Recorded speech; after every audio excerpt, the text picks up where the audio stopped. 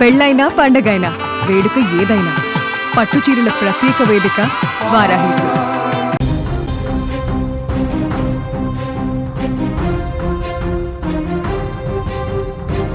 Breaking news చూస్తున్నాం. నైజీరియాలో దారుణ ఘటనకు సంబంధించి ముష్కరులు విచక్షణ రహితంగా 100 మందిని చంపేశారు.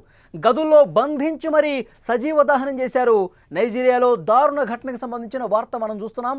కనిపించకుండా మరికొంతమంది ఉన్నట్టుగా తెలుస్తోంది. బెన్యూ రాష్ట్రం నైజీరియాలో మిడిల్ బెల్ట్లో ఈ ఘటన జరిగింది. భూ వివాదమే ఇరు వర్గాల మధ్య ఘర్షణకు కారణంగా తెలుస్తోంది. ఒకరు కాదు, ఇద్దరు కాదు, 100 మందికి పైగా సజీవ దహనమయ్యారు. కాదు, చంపేశారు. పశువుల కాపరులకు రైతులకు మధ్య ఈ గొడవ జరిగింది. గొడవ అంతకంతకు పెరుగుతూ తారాస్థాయికి జరిగింది. ఇంతకీ ఈ ఘటన అసలు ఎక్కడ జరిగింది, 100 మందిని ఎందుకు చంపేశారు అన్నది ఒక్కసారి మనం పరిశీలిస్తే గనక, ముఖ్యంగా నైజీరియాలో కొంతమంది దుండగులు అత్యంత కిరాతకంగా 100 మందిని గదిలో బంధించి మరీ చంపేసినటువంటి పరిస్థితి. దీనికి కారణం ఏంటి అనేది ఇంకా పూర్తి స్థాయిలో దర్యాప్తు జరిగితే కానీ తెలుస్తుంది. నైజీరియాలో దారుణ ఘటనకు సంబంధించి కొంతమంది దుండగులు అత్యంత కిరాతకంగా అమాయకుల్ని కాల్చి చంపేశారు. నైజీరియాలోని సెంట్రల్ బెన్యూ రాష్ట్రంలోని ఎలెవాటా ప్రాంతంలో ఇది జరిగింది. ముష్కరులు ఎలెవాటా గ్రామంపై దాడి చేశారు. చాలామందిని గదుల్లో బంధించి సజీవ దహనం చేశారు. ముష్కరులు కొంచెం కూడా కనికరం లేకుండా దీనికి పాల్పడినట్టుగా తెలుస్తోంది. బెన్యూ రాష్ట్రం నైజీరియాలోని మిడిల్ బెల్ట్లో ఈ దారుణం జరిగింది. ముష్కరులు కొంచెం కూడా కనికరం లేకుండా ప్రవర్తించినట్టుగా తెలుస్తోంది. ఈ ఘటనలో డజన్ల కొద్దీ తీవ్రంగా గాయపడ్డారు. 100 మంది కనిపించకుండా పోయారు. శుక్రవారం రాత్రి శనివారం తెల్లవారుజాము వరకు దుండగులు ఈ మారణకాండను కొనసాగించినటువంటి పరిస్థితి ఉంది.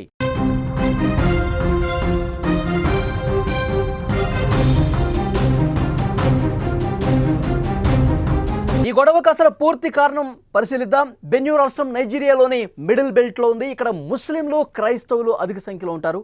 కొంతకాలంగా ఇక్కడ భూ వివాదం అనేది తీవ్రంగా నడుస్తోంది. దాని గురించి పశువుల కాపరులకు రైతులకు మధ్య రెగ్యులర్గా గొడవలు జరుగుతూనే ఉన్నాయి. పశువుల కాపరులు బెన్యూలో ఉన్న భూమిని పశువుల మేత కోసం అడుగుతున్నారు. కానీ రైతులు మాత్రం అందుకు ఒప్పుకోవటం లేదు, ససేమిరా అంటున్నారు. అదీ కాకుండా ఇక్కడ మతపరమైన ఘర్షణలు కూడా జరుగుతున్నట్టుగా అధికారులు చెప్తున్నారు. గత నెలలో బెన్యూ రాష్ట్రంలోని గ్వేర్ వెస్ట్ జిల్లాలో అనుమానిత పశువుల కాపరులు దాడి చేసి కనీసం 42 మంది రైతుల్ని అక్కడ చంపేశారు. ఇది అధికారులు ధృవీకరించారు కూడా. 2019 నుంచి 500 మందికి పైగా ప్రాణాలు కోల్పోయారు.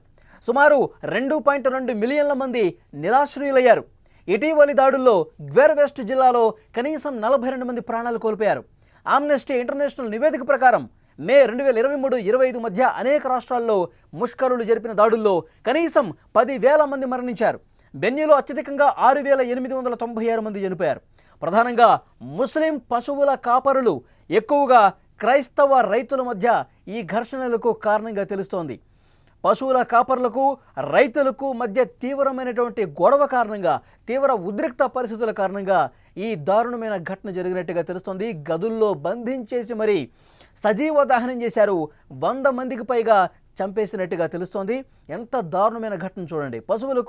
పశువుల కాపరులకు రైతులకు మధ్య జరిగినటువంటి ఈ ఘటనతో ఒక్కసారిగా అక్కడ తీవ్రమైనటువంటి ఉద్రిక్త పరిస్థితులు కనిపిస్తున్నాయి. కొంతమంది రైతుల్ని గదుల్లో బంధించేసి పశువుల కాపర్లు సజీవ దహనం చేసేశారంటే, గదుల్లో పెట్టేసి గడి పెట్టేసి సజీవ దహనానికి పాల్పడ్డారంటే అక్కడ ఎలాంటి భయానక సిచ్యువేషన్ ఉందో అర్థం చేసుకోవచ్చు. ఒకళ్ళు కాదు, ఇద్దరు కాదు, 100 మందికి పైగా అక్కడ సజీవ దహనం అయిపోయారు. పశువుల కాపర్లు రైతుల మధ్య రోజు ఏదో ఒక రూపంలో గొడవ జరుగుతూనే ఉంది. ఈ గొడవకు సంబంధించినటువంటి వార్త ఎప్పుడైతే బయటకు వచ్చిందో, ఈ గొడవకు సంబంధించి ఎప్పుడైతే సమాచారం బయటకు వచ్చిందో అందరూ షాక్ అయిపోయారు. ఇలాంటి దారుణ కాండ, మారణ కాండ అక్కడ జరుగుతుందా? నైజీరియాలో అక్కడ జరుగుతున్నటువంటి పరిస్థితిని అక్కడ మొత్తం ఆ వివిధ దేశాలకు సంబంధించిన వాళ్ళు కూడా ప్రతినిధులు, ముఖ్యంగా మీడియా ప్రతినిధులు అక్కడ కవర్ చేయడానికి వెళ్తే వాళ్ళ మీద కూడా దాడులు జరిగినటువంటి పరిస్థితి కనిపిస్తుంది. మనం ఒక ట్వీట్ కూడా చూస్తున్నాం. ఆమ్నెస్టీ ఇంటర్నేషనల్ నైజీరియాకి సంబంధించి ఏ విధంగా దాడులు చేశారు అంటే, చరిత్రలో ఇలాంటి దారుణ ఘటనలు ఇంతకుముందు ఎప్పుడూ కూడా జరగని ఘటనలు ఇప్పుడు జరుగుతున్నాయి. 100 మందిని ఏ విధంగా బంధించేసి చంపేశారు. స్పష్టంగా ఆ ట్వీట్కి సంబంధించి కూడా దృశ్యం ఒక్కసారి మనం చూస్తే ఎంత దారుణమైనటువంటి పరిస్థితులు అక్కడ ఉత్పన్నమవుతున్నాయన్నది కూడా చాలా స్పష్టంగా ఉంది. ఉద్రిక్త పరిస్థితులు నెలకొంటున్నాయి. కాబట్టి అక్కడ నైజీరియన్ ప్రొటెక్షన్ ఫోర్స్ కూడా పెద్ద ఎత్తున బలగాల్ని మోహరించారు. ఆ విజువల్ చూస్తే మీకు అర్థమవుతుంది. ముఖ్యంగా అక్కడ పరిస్థితి కంట్రోల్లో తీసుకురావడం కోసం అక్కడ మరింత కార్యక్రమాలు చేస్తూ ఉన్న పరిస్థితి కనిపిస్తోంది. 100 మందిని ఎందుకు చంపారు అని చెప్పి ఒక్కసారి వీడియోలో పరిశీలిస్తే కనుక ఒక్కసారి అందరూ కూడా ఎందుకు జరిగిందని ఒకసారి ఆ వార్తలోకి వెళ్ళి చూస్తే కనుక అందరూ కూడా షాక్ అయిపోయారు. ఎందుకంటే పశువుల కాపర్లకు, రైతులకు ఇదొక్కటే కారణం కాదు. గత కొన్ని సంవత్సరాలుగా అక్కడ మతపరమైనటువంటి ఘర్షణలు కూడా. ఎందుకంటే రైతులేమో క్రైస్తవులుగా ఉన్నారు, పశువుల కాపర్లేమో ముస్లింలు ఉన్నారు. కాబట్టి ఇది మతపరమైనటువంటి యాంగిల్ తీసుకోవటం వల్ల ఇంత దారుణకాండ జరిగింది.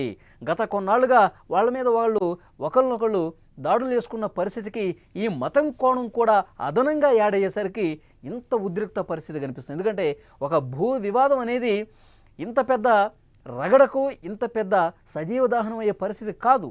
దీని వెనకాల మరొక కోణం ఉంది అని చెప్పి పరిశీలిస్తే ఇది మతపరమైనటువంటి ఉద్రిక్తతలు ఉన్నాయి కాబట్టి, మతపరమైనటువంటి ఘర్షణలు కొన్ని సంవత్సరాలుగా ఇక్కడ రగులుతున్నది కాబట్టి, నివురుగప్పిన నిప్పుల అక్కడ మతం వేళ్ళూనుకుని పోయింది కాబట్టి ఇలాంటి దారుణమైన పరిస్థితులు నైజీరియాలో ఉన్నాయని చెప్పి స్పష్టంగా సమాచారం వస్తుంది. ఈ ఘటన జరిగిన తర్వాత ఒక్కసారి పరిస్థితి మనం విజువల్స్లో కూడా చూడొచ్చు. పెద్ద ఎత్తున బలగాల్ని మోహరించారు. మళ్ళీ ఉద్రిక్తతలు తలెత్తకుండా పశువుల కాపర్లకు, అదేవిధంగా రైతులకు, క్రైస్తవులకు, ముస్లింలకు మధ్య మళ్ళీ ఉద్రిక్త పరిస్థితులు రాకుండా ఉండేందుకు పెద్ద ఎత్తున బలగాల్ని మోహరించి అక్కడ పునరుద్ధరణ చర్యలు తీసుకుంటున్న పరిస్థితి కూడా మనం విజువల్స్లో చూడొచ్చు.